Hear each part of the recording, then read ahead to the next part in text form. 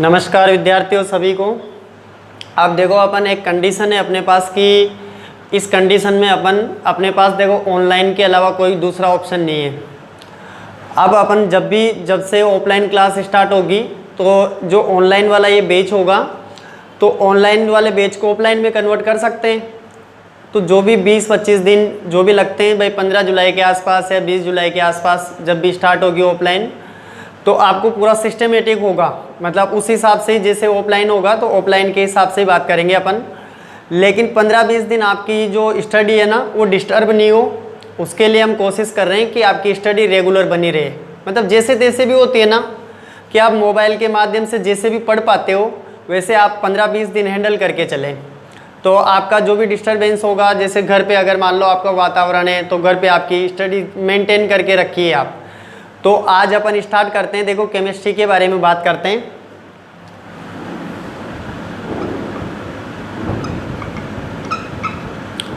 सबसे पहले मैं आपको देखो बहुत सारी मतलब 10-15 मिनट बेसिक बात करूंगा कि अपन अगर मान लो बात करें तो देखो अपनी मार्कशीट में टोटल 100 में से मार्क्स आते हैं। टोटल जो मार्क्स होते हैं अपने वो कितने में से आते हैं? देखो 100 में से। 100 को भी अगर मान लो अपन डिवाइड करें तो देखो 100 में प्रैक्टिकल के मार्क्स होते हैं 13, सेशनल के मार्क्स होते हैं देखो 14, और अपने जो ईयरली एग्जाम होता है उसके मार्क्स कितने होते हैं? देखो 56। तो पहले तो आप एक बात याद रखिए कि अपने टोटल 100 का मैटर होता है। अब 100 में से देखो आप ये 30 और 14 ये तो देखो है ना स्कूल का मैटर है, जहाँ पे आपका एडमिशन होगा तो स्कूल वालों की तरफ से आपको 44 नंबर मिल जाएंगे। 44 नंबर तो किसके थ्रू मिलेंगे? आपको स्कूल वालों के थ्रू। अब इसमें आपको कोई हेडेक लेने की बात नहीं है, प्रैक्टिकल ज़्यादा इजी वे में हो जाता है। प्रैक्टिकल भी सेशनल होगा, उस सेशनल भी आपको आराम से मिल जाएगा, इसमें कोई दिक्कत वाली बात है ही नहीं आपको। तो आप 44 की तो टेंशन छोड़िए बिल्कुल। अब अपन को जो बुक का मैटर होगा वो बुक का मैटर देखो 56 नंबर का पढ़ना है। बिल्कुल 56 नंबर का जो मैटर होगा उसके ऊपर ध्यान देना है अपन को। अब आपको एक बात बता दूं मैं कि 56 नंबर में भी अपने देखो 17 लेसन जो केमिस्ट्री की बुक होती है, एक ही बुक आती है। पहले 2 बुक आती थी। पहले क्या होता था, एक पार्ट अलग होता था फर्स्ट पार्ट और एक सेकंड पार्ट अलग होता था। पर आजकल क्या कर दिया गवर्नमेंट ने, राजस्थान सरकार ने दोनों मतलब जो 2 बुक थी दोनों को मिला दिया। मिलाने के बाद केवल कितने लेसन हो गए अपने पास? देखो 17। अब जो 17 लेसन होंगे ना तो 17 लेसन में कौन कौन सी ब्रांच चलती है भाई आपको पता तो होना चाहिए। कौन कौन सी ब्रांच चलेगी अपन उसके बारे में अपन पढ़े तो अपन को ये तो पता रहे कि अपन कौन सी ब्रांच के बारे में डिस्कस कर रहे हैं। तो सबसे पहले तो देखो आप कि 17 लेसन में टोटल 4 ब्रांच चलेगी अपने। सबसे पहले मैं बात करूं तो inorganic chemistry. Inorganic chemistry, inorganic chemistry में भी अपन इनऑर्गेनिक केमिस्ट्री को बोल सकते हैं देखो अकार्बनिक रसायन। इनऑर्गेनिक केमिस्ट्री को क्या बोल सकते हैं अपन? अकार्बनिक रसायन। अकार्बनिक रसायन। सेकंड अपन बात करें तो सेकंड होगी अपने ऑर्गेनिक केमिस्ट्री। सेकंड कौन सी होगी अपने? Organic chemistry. ऑर्गेनिक को बोलते हैं अपन कार्बनिक। ऑर्गेनिक केमिस्ट्री को क्या बोलते हैं अपन? कार्बनिक रसायन। तीसरी अपन बात करें तो तीसरी केमिस्ट्री होगी अपने फिजिकल केमिस्ट्री। तीसरी केमिस्ट्री कौन सी होगी अपने? Physical chemistry. और फिजिकल केमिस्ट्री को अपन बोलते हैं देखो भौतिक रसायन विज्ञान। भौतिक रसायन विज्ञान। और अगर मान लो मैं इसमें फोर्थ की बात करूं तो फोर्थ होती है देखो बायोकेमिस्ट्री। फोर्थ कौन सी होती है? बायोकेमिस्ट्री। तो अपन बायोकेमिस्ट्री को बोलते हैं देखो जैव रसायन विज्ञान। बायोकेमिस्ट्री को क्या बोलते हैं अपन? देखो जैव रसायन विज्ञान। तो पहले तो आप एक बात ध्यान से याद रखिए, अपने केमिस्ट्री में टोटल कितनी ब्रांच होती है? 4 ब्रांच होती है। इनऑर्गेनिक होती है, ऑर्गेनिक होती है, फिजिकल होती है, बायोकेमिस्ट्री होती है। देखो ब्रांच तो क्या होती है, बहुत सारी होती है, आपने भी 11th में पढ़ा होगा। लेकिन मैं क्या बताना चाह रहा हूँ आपको कि अपनी बुक में जो 17 लेसन है ना, उसमें देखो है ना 4 ही ब्रांच चलती है केवल। ये बात आप ध्यान से याद रखिएगा। अब 4 ब्रांच में भी अपन मैं बात करूँ तो देखो सबसे पहले 4 ब्रांच में बात करें तो 1 2, उसके बाद देखो 5 6 7, उसके बाद देखो 8 9। ये लेसन तो होंगे आपके इनऑर्गेनिक के।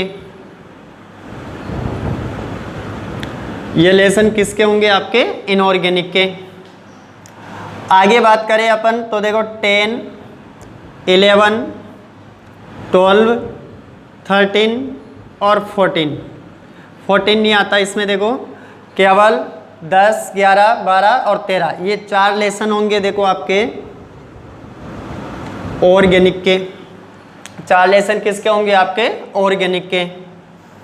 उसके बाद बात करूं मैं तो 3 और 4 जो लेसन होंगे वो होंगे आपके देखो फिजिकल केमिस्ट्री। किसके होंगे? फिजिकल केमिस्ट्री के। आगे बात करूं अगर मैं तो देखो अब बाकी के जो लेसन बचे जैसे 14 15 16।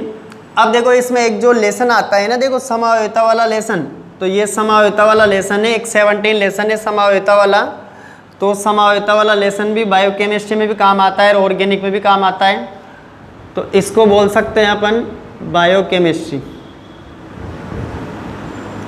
तो आप पहले तो ध्यान से याद रखिएगा कि अपने है ना 4 प्रकार की जो केमिस्ट्री चलती है उसके अंदर टोटल अपन कितने लेसन पढ़ेंगे? 17 लेसन पढ़ेंगे। देखो गिनते एक बार 1 2 3 4 5 6 7 8 9 10 11 12 13 14 15 16 17। तो 17 लेसन का मैटर हो गया अपने। अब अपन थोड़ी देर के लिए अगर बात करें तो ये तो आपको पता लग गया भाई क्या मैटर होता है। लेकिन अपन एक थोड़ी सी बात ये कर लेते हैं कि पेपर किस हिसाब से आता है। पेपर का थोड़ा सा तरीका देख लेते हैं अपन। तो देखिए भाई अपने जो ईयरली एग्जाम का बोर्ड का पेपर होगा 56 नंबर का आएगा। 56 नंबर में देखो पेपर में टोटल जो क्वेश्चन होते हैं वो कितने होते हैं? 30 क्वेश्चन होते हैं। पेपर में टोटल कितने क्वेश्चन आते हैं अपने? 30 क्वेश्चन आते हैं। 30 क्वेश्चन के भी देखो है ना 4 भाग होते हैं। जो 30 क्वेश्चन होते हैं उसके भी कितने भाग होते हैं? 4 भाग होते हैं।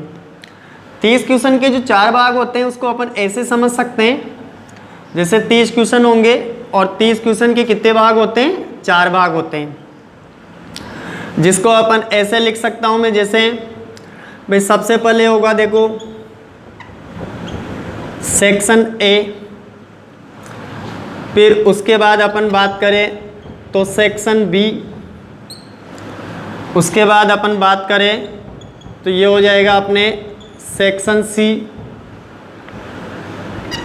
और इधर हो जाएगा अपने सेक्शन डी।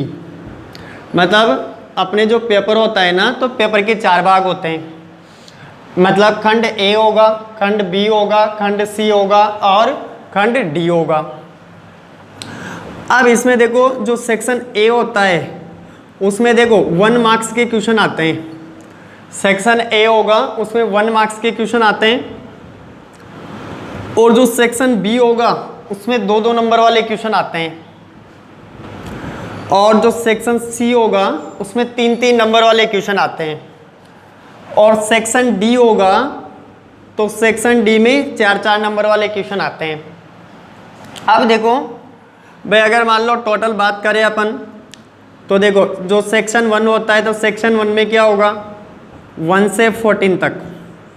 सेक्शन 1 में 1 से 14 तक क्वेश्चन आते हैं। सेक्शन बी की बात करें तो सेक्शन बी में देखो 15 से और अपन मान लो 24, 15 से 24 तक के जो लेसन मतलब क्वेश्चन होते हैं पेपर के अंदर वो 2-2 नंबर के होते हैं।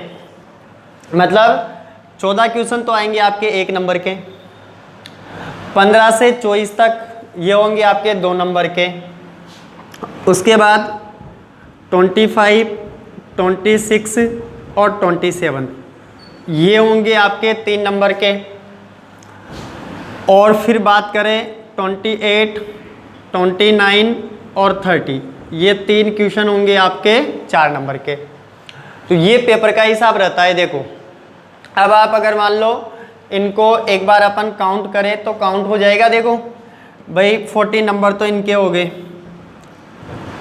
और इसके अंदर देखो आप एक बार काउंट कर लेना इनको, अपने आप आपको पूरा टोटल मिल जाएगा और टोटल निकलेगा आपका, इसको 56 निकलेगा। तो ये तो मतलब टोटल अपने 56 नंबर का जो मैटर होता है उसमें 4 प्रकार के क्वेश्चन आते हैं, 1 नंबर वाले, 2 नंबर वाले, 3 नंबर वाले और 4 नंबर वाले। ध्यान से याद रखिएगा। और जो 4 नंबर वाले क्वेश्चन होते हैं उसमें देखो क्वेश्चन के बीच में अथवा या और लिखा हुआ मिलता है। जो 4 नंबर वाले होते हैं उसमें क्वेश्चन के बीच में क्या लिखा हुआ मिलता है, देखो अथवा या और लिखा हुआ मिलता है। तो उसमें आपको 2 क्वेश्चन होंगे, 2 क्वेश्चन के बीच में मतलब 2 क्वेश्चन होंगे, तो इसका मतलब 2 के डबल मतलब 4 क्वेश्चन हो गए। तो उसमें आपके पास ऑप्शन रहेगा कि ऑप्शन क्या रहेगा कि अगर मान लो जैसे आपको ऊपर वाला क्वेश्चन नहीं आ रहा तो आप नीचे वाले को कर सकते हो। तो इसमें आपको 2 क्वेश्चन में अथवा का ऑप्शन मिलेगा। तो ये तो बात हो गई पेपर के तरीके की।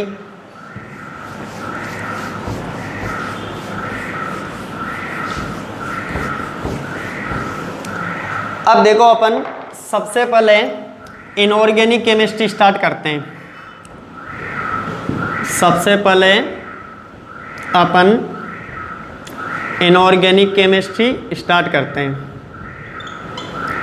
और यहाँ पे लिख देता हूँ मैं ये श्री गणेशाय नमः। भाई अपन स्टार्ट करते हैं तो अपने जो इष्ट देव होते हैं, भाई सरस्वती माँ होती है, तो सरस्वती को प्रणाम करते हुए अपन स्टार्ट करते हैं। अपन बुद्धि के देवता होते हैं श्री गणेश जी, तो गणेश जी का नाम लेते हुए अपन एक बार सबसे पहले स्टार्ट करते हैं। सबसे पहले मैंने आपको 4 ब्रांच बताई थी, उसमें सबसे पहले पढ़ेंगे अपन इनऑर्गेनिक केमिस्ट्री, क्योंकि इनऑर्गेनिक केमिस्ट्री में जहाँ तक आप है ना नहीं पढ़ोगे वहाँ तक आपको समझ में नहीं आने वाला। सबसे पहले देखो इनऑर्गेनिक केमिस्ट्री में भी अपन एक लेसन स्टार्ट करेंगे, लेसन नंबर 5। लेसन नंबर 5 का नाम है देखो पृष्ठीय रसायन। लेसन नंबर 5 का नाम क्या है, पृष्ठीय रसायन। और पृष्ठीय रसायन को अपन इंग्लिश में बोलते हैं देखो सरफेस केमिस्ट्री। पृष्ठीय रसायन को अपन इंग्लिश में क्या बोलते हैं, सरफेस केमिस्ट्री।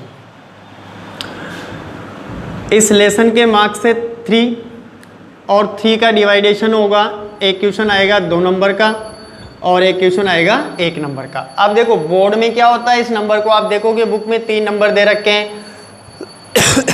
बोर्ड में कभी कभी 4 नंबर के भी पूछ लिए, बहुत सारे आप 2016-17 का पेपर देखोगे तो उसमें 4 नंबर के भी पूछ रखे हैं, कभी 2 नंबर के, कभी 3 नंबर के। तो उससे आपको कोई दिक्कत नहीं है। आप लेसन देखिए पृष्ठीय रसायन। पृष्ठीय रसायन को बोलते हैं अपन सरफेस केमिस्ट्री। अब देखो पृष्ठ का मतलब जानते हो ना आप, पृष्ठ का मतलब क्या होता है, नीचे वाला भाग। पृष्ठ का मतलब क्या होता है, नीचे वाला भाग। जैसे अगर मान लो मैं बात करूं कि अगर मान लो जैसे मैंने ये एक पात्र बनाया, ये एक पात्र बनाया मैंने, ठीक है। अब इस पात्र में देखो ये तो ऊपर वाला भाग है, इस पात्र में क्या है, ये तो ऊपर वाला भाग है और ये क्या है, निचला भाग है। एक तो ऊपर वाला भाग है और दूसरा कौन सा है, देखो निचला भाग है। तो जो निचला भाग होता है ना उसी को बोलते हैं अपन पृष्ठ। जो निचला भाग होता है उसी को क्या बोलते हैं अपन, पृष्ठ। किसी भी पात्र का जो नीचे वाला भाग होता है उसको अपन क्या बोलते हैं, पृष्ठ बोलते हैं। और पृष्ठ से संबंधित अपन यो बोल सकते हैं, पृष्ठ से संबंधित, पृष्ठ से संबंधित घटनाओं का अध्ययन, पृष्ठ से संबंधित घटनाओं का अध्ययन पृष्ठ से संबंधित घटनाओं का जो अध्ययन होता है उसको क्या बोलते हैं अपन? Surface chemistry. ध्यान से याद रखना, मैंने क्या बताया आपको, जैसे कोई भी एक पात्र होगा, पात्र के दो भाग होते हैं भाई। अपन अगर मान लो बीच वाले भाग को भी मान ले, ये बीच वाला भाग हो गया मीडियम पार्ट, मिडिल पार्ट हो गया। तो ऊपर वाला पार्ट होता है, मिडिल पार्ट होता है, और नीचे वाला लोअर वाला पार्ट होता है। तो अपने को देखो, आप ध्यान दो भाई, ऊपर वाले पार्ट से काम नहीं, निचले पार्ट से काम है। किसी भी पृष्ठ का जो नीचे वाला भाग होता है उसको बोलते हैं अपन पृष्ठ। तो पृष्ठ से संबंधित घटनाओं का अध्ययन, पृष्ठ से संबंधित घटनाओं का जो अध्ययन होता है उसको क्या बोलते हैं अपन? पृष्ठीय रसायन बोलते हैं। अब अगर मान लो इसकी एक्चुअल में अपन परिभाषा लिखे तो परिभाषा ये हो जाएगी एक्चुअल में, रियल में, कि रसायन विज्ञान की वह शाखा, एक्चुअल में परिभाषा क्या हो जाएगी इसकी, कि रसायन विज्ञान की वह शाखा, रसायन विज्ञान की वह शाखा जिसमें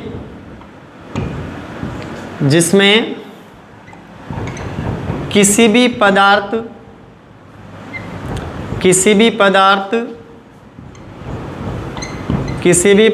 के पृष्ठ से संबंधित, किसी भी पदार्थ के पृष्ठ से संबंधित घटनाओं का अध्ययन किया जाता है। किसी भी पृष्ठ से संबंधित घटनाओं का अध्ययन किया जाता है। किसी भी पदार्थ के पृष्ठ से संबंधित घटनाओं का अध्ययन किया जाता है तो उसे बोलते हैं अपन, देखो, पृष्ठीय रसायन। अब यहाँ पे देखो, आप सोच रहे होंगे, देखो कोई भी अगर मान लो कोई भी इंस्ट्रूमेंट होगा, कोई भी पात्र होगा, तो उसका पृष्ठ है ना किसी चीज़ को आकर्षित नहीं करता है। अपन जो बात करना चाह रहे हैं ना, अपन बात करना चाह रहे हैं पदार्थ के बारे में, तो पदार्थ के बारे में बात करेंगे भाई। पदार्थ के बारे में आपको याद है ही सही कि पदार्थ क्या होता है? स्वयं का द्रव्यमान होता है और वो क्या करता है? स्थान घेरता है। तो ये तो मैटर हो गया। मैटर जैसे ठोस अवस्था में होता है, द्रव अवस्था में होता है, गैस अवस्था में होता है। तो किसी भी पदार्थ का जो पृष्ठ होगा और वो किसी चीज़ को आकर्षित करेगा ना, उस चीज़ को बोलेंगे अपन पृष्ठीय रसायन। जैसे मैं आपको एक उदाहरण देके बताता हूँ। उदाहरण में देखो, फर्स्ट उदाहरण लिख रहा हूँ मैं, नमक के पाउडर का गीला होना।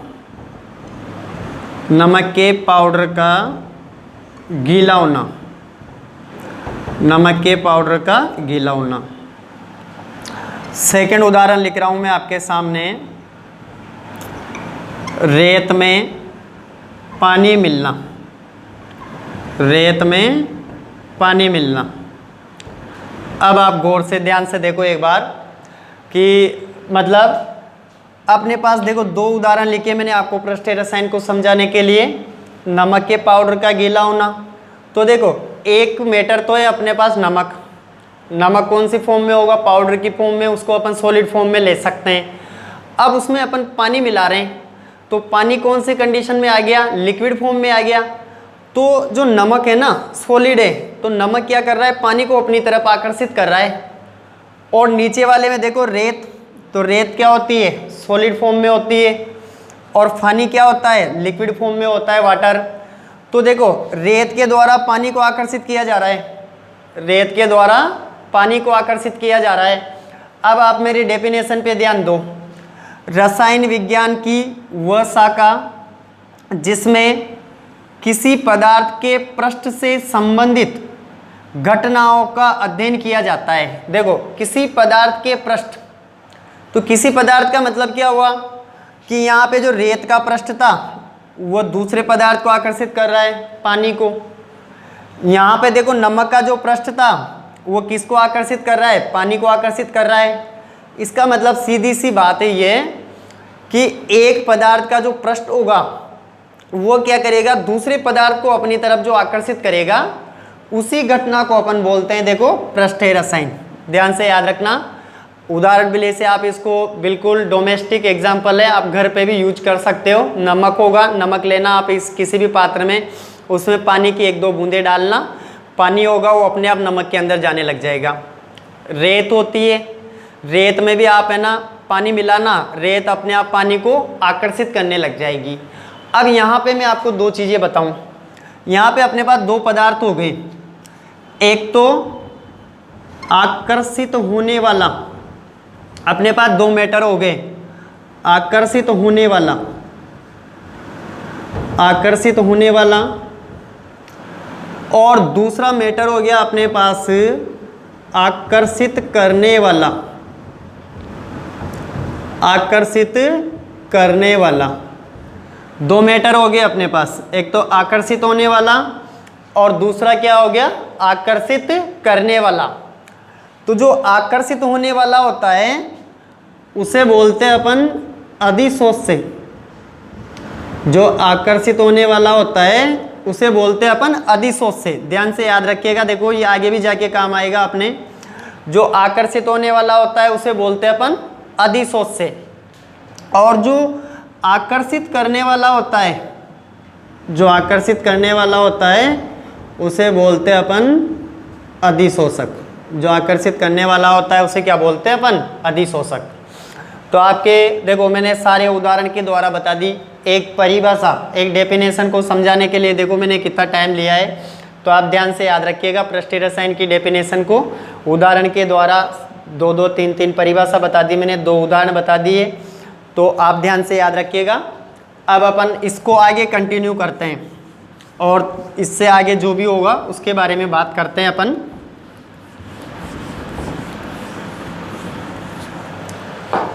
अब देखो पृष्ठीय रसायन में मुख्य रूप से तीन घटनाओं का अध्ययन करते हैं। सबसे पहले बात करूं मैं तो कोलाइड की। सबसे पहले पृष्ठीय रसायन में किस चीज का अध्ययन करते हैं, कोलाइड का।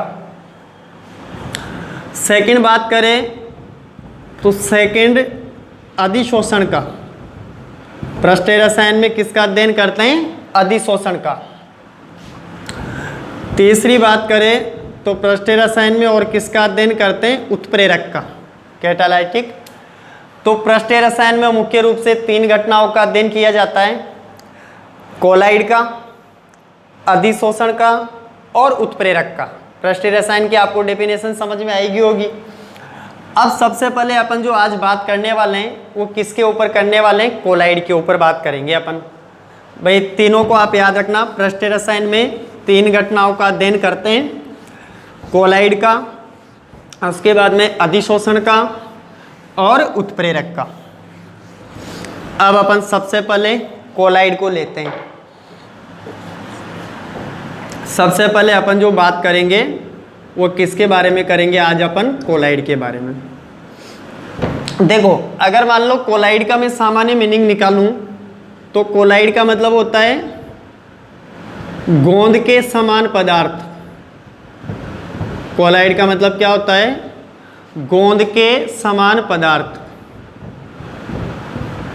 जो गोंद के समान पदार्थ होता है उसको क्या बोलते हैं अपन, कोलाइड बोलते हैं। ध्यान से याद रखना, ये सबसे पहले एक वैज्ञानिक था थॉमस ग्राम, उसने बताया था। तो गोंद के समान जो पदार्थ होता है इसको बोलते हैं कोलाइड।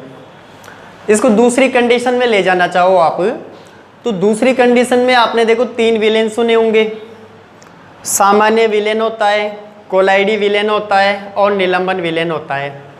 तो अपन अगर मान लो इसको दूसरी कंडीशन में ले जाना चाहे तो ले जा सकते हैं अपन। विलेन होता है तो विलेन मुख्य रूप से तीन प्रकार का होता है।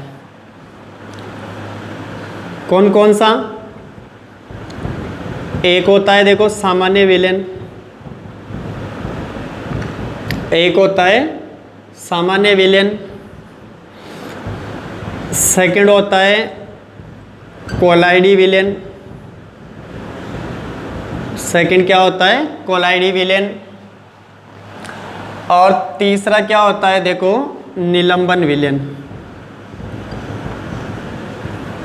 तीसरा क्या होता है, निलंबन विलेन। तो विलेन तीन प्रकार के होते हैं, आपको पता होगा। विलेन भी दो पदार्थों से मिलकर बना होता है, एक तो विलेय होता है और दूसरा क्या होता है, विलायक। अब इन चीज़ों को मैं आपको बिल्कुल क्लियर कर देता हूँ आपके सामने। पहले तो आप कोलाइड के बारे में याद रखना। कोलाइड का मतलब होता है गोंद के समान पदार्थ। कोलाइड का मतलब क्या होता है? गोंद के समान पदार्थ। कोलाइड को अपन यूँ समझ सकते हैं कि विलेन अपने 3 प्रकार के होते हैं, सामान्य विलेन, कोलाइडी विलेन और निलंबन विलेन। विलेन क्या होता है? जिसमें 2 अवस्थाएं होती है, एक विलेय होता है और दूसरा क्या होता है? विलायक होता है। विलेय क्या होता है? विलेन में जो विलेय होता है वो क्या होता है? कम मात्रा वाली अवस्था। जब विलेन बनाया जाता है तो कम मात्रा वाली अवस्था को तो क्या बोलते हैं अपन? विलेय। और ज़्यादा मात्रा वाली अवस्था को क्या बोलते हैं अपन? विलायक। ज़्यादा मात्रा वाली अवस्था को क्या बोलते हैं अपन? विलायक। विलेय का मतलब अगर मान लो आप समझना चाहो तो सामान्य मीनिंग में होता है मिलने वाला, और विलायक का शाब्दिक अर्थ होता है मिलाने वाला। विलायक का शाब्दिक अर्थ क्या हो जाएगा? मिलाने वाला। ये बात हो गई। तो विलेय क्या होता है? 2 कंडीशन में होता है। या तो विलेय है ना, देखो समांगी कंडीशन में हो सकता है, या फिर विलेय अपन बात करें तो विषमांगी हो सकता है, क्योंकि मिश्रण 2 ही तो प्रकार के होते हैं। एक समांगी मिश्रण होता है और दूसरा क्या होता है? विषमांगी मिश्रण होता है। एक समांगी मिश्रण होता है और दूसरा क्या होता है? विषमांगी मिश्रण होता है। देखो मैं एक बात और बता दूं आपको, केमिस्ट्री ऐसे आप ऐसे समझ रहे हो ना, आपको पढ़ने से समझ में नहीं आती केमिस्ट्री। जो भी मैं सारी चीज़ें लिख रहा हूँ, आप पहले पढ़ने से पहले इसको आप एक रजिस्टर लेके बैठिए और एक पेन लेके बैठिए। जो भी मैं फैक्ट बता रहा हूँ आपको, उसको आप अपने सिस्टमेटिक तरीके से उतारते जाइए। जैसे मैंने पहले परिभाषा बताई, पूरी परिभाषा लिख लो। उदाहरण बताए मैंने, उदाहरण को लिख लो आप साथ के साथ। उसके बाद जो भी चीज़ें मैं लिख रहा हूँ ना, उन सबको लिखो आप एक बार। मैं आपको लिखने का टाइम भी दे रहा हूँ अब। तो कोलाइड का मतलब हो गया गोंद के समान पदार्थ। कोलाइड को अपन विलेन के माध्यम से समझ सकते हैं। विलेन 3 प्रकार का होता है, सामान्य विलेन, कोलाइडी विलेन, निलंबन विलेन। विलेन का मतलब होगा जिसमें 2 अवस्थाएं होती है, विलेय विलायक। विलेन 2 प्रकार का हो सकता है, समांगी भी हो सकता है, विषमांगी भी हो सकता है। इसका मतलब विलेय जब विलायक में पूर्ण रूप से घुल जाता है तो उसको समांगी मिश्रण के आधार वाला विलेन बोलेंगे। अगर विलेय विलायक में पूर्ण रूप से नहीं घुलता तो वो विषमांगी मिश्रण वाला विलेय होगा। समांगी का विलेन, समांगी की कंडीशन में केवल, ध्यान से याद रखना, समांगी की कंडीशन में केवल सामान्य विलेन आता है। बाकी ये दोनों कौन सी कंडीशन में आते हैं? देखो विषमांगी में। कौन से कंडीशन में आएंगे ये दोनों? विषमांगी में। क्योंकि सामान्य विलेन में क्या होता है, कोई भी पदार्थ है ना पूर्ण रूप से घुल जाता है, फिर उसको आप छानने की विधि के द्वारा भी अलग नहीं कर सकते। जबकि कोलाइडी विलेन में जो विलेय होगा वो पात्र में क्या होगा? पूर्ण रूप से तैरता रहेगा। और निलंबन विलेन में क्या होगा? जो विलेय के कण होते हैं ना, वो पात्र के पेंदे में बैठ जाएंगे, तो ये निलंबन विलेन हो जाएगा। अब अपन कोलाइडी विलेन की बात करते हैं। कोलाइडी विलेन आपको फिर दोबारा बता दूं मैं, कोलाइडी विलेन का मतलब क्या होगा, क्योंकि कोलाइडी विलेन कोलाइड से रिलेटेड है। कोलाइडी विलेन ही पढ़ना है अपन को, ये बात ध्यान से याद रखना। क्योंकि मैंने आपको पहले ही बता चुका हूं मैं, पृष्ठीय रसायन में 3 घटनाएं होती है। कितनी घटनाएं होती है? 3 घटनाएं होती है। कोलाइड के बारे में बात करेंगे अपन, अधिशोषण के बारे में बात करेंगे अपन, और उत्प्रेरक के बारे में बात करेंगे अपन। अब सबसे पहले अपन कोलाइड को पढ़ रहे हैं। तो कोलाइड में देखो आप, कोलाइड का जो रिलेशन है ना वो कोलाइडी विलेन से। मैंने आपको कोलाइड को समझाने के लिए सारे विलेन के बारे में बता दिया। भाई विलेन कितने प्रकार के होंगे, विलेन कैसे बनता है। तो अपन सबसे ज़्यादा जो बात करेंगे वो कोलाइडी विलेन की करेंगे। तो कोलाइडी विलेन